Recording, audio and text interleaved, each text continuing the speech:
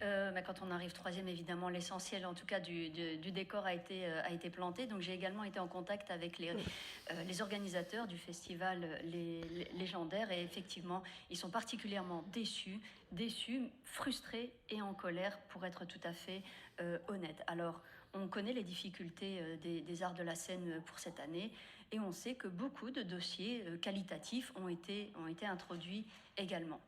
Alors, mais permettez-nous quand même de nous interroger sur les critères qui fondent ce type de décision. Et alors ici, ce cas-ci est particulièrement illustratif parce qu'en réalité, le festival cochait absolument toutes les cases. Donc, pour pouvoir demander ce subside.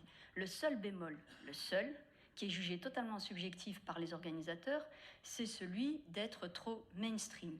Alors, ça a été d'ailleurs vécu comme étant un petit peu méprisant accessoirement, parce qu'on a estimé que la programmation était peu originale et que du coup, elle ne devait pas figurer dans les priorités à soutenir par la fédération.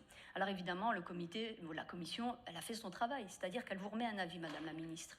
Et ensuite, la décision, elle vous revient. Et donc, c'est à vous de trancher, oui ou non, on soutient ce type de festival. De nouveau, on l'a dit, 25 000 festivaliers pour la dernière édition, 85% des artistes qui sont issus de Fédération Wallonie-Bruxelles, et ces artistes-là qui sont considérés trop mainstream pour le Festival Légendaire, on les retrouve dans d'autres festivals qui, eux, sont soutenus. Donc, évidemment, c'est incompréhensible. Alors, j'aurais deux questions, Madame la Ministre. Dans un cas comme celui-ci, c'est-à-dire que quand vous avez une enveloppe qui est limitée et vous avez des demandes qualitatives qui sont là en nombre, comment est-ce que vous faites pour trancher? Quels critères deviennent prépondérants? Est-ce que vous avez des critères supplémentaires? Par ailleurs, on parle d'un festival qui se trouve sur un territoire qui est pas desservi, qui est très peu desservi par ce type d'offres. Et donc, est-ce que ça peut pas être aussi un critère prépondérant? Je vous remercie. Merci, Madame Alouche. Je vais donc céder pour la réponse immédiatement la parole à Madame la Ministre.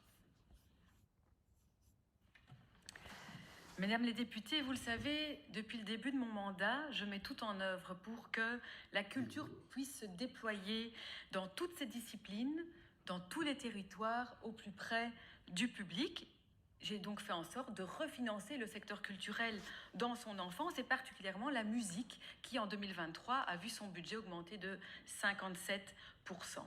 En ce qui concerne les critères d'attribution qui se retrouvent dans le décret de la scène que vous avez voté ici au Parlement, eh bien ces critères aujourd'hui sont plus clairs, plus transparents, plus efficaces et ça me paraît logique dans une bonne gestion de deniers publics.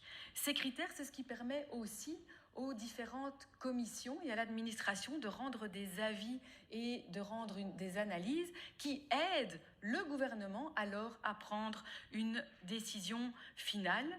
Cette transparence, cette gouvernance, c'est ma vision de la culture et c'est ce qui permet de remplir trois objectifs, celui de soutenir les professionnels, celui de faire en sorte que la culture soit soutenue dans sa diversité, donc dans sa variété, et qu'elle soit au plus proche des publics.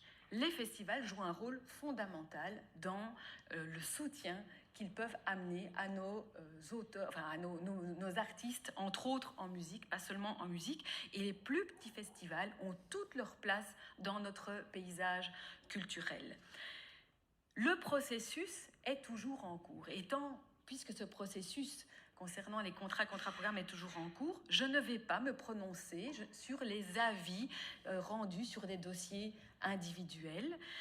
On l'a déjà évoqué en commission pas plus tard qu'hier. Néanmoins, je voudrais quand même préciser en ce qui concerne Légendaire, qui fait l'objet de vos trois questions, c'est que sous cette législature, j'ai déjà amené des aides ponctuelles pour ce festival. J'ai déjà soutenu ce festival et je compte bien continuer de les soutenir tant que le budget le permette. Je vous remercie.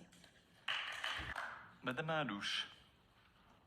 Monsieur le Président, Madame la Ministre, merci pour vos réponses. Et donc j'entends que vous avez déjà soutenu le festival et donc c'est que quelque part ils le méritent et ils en ont besoin.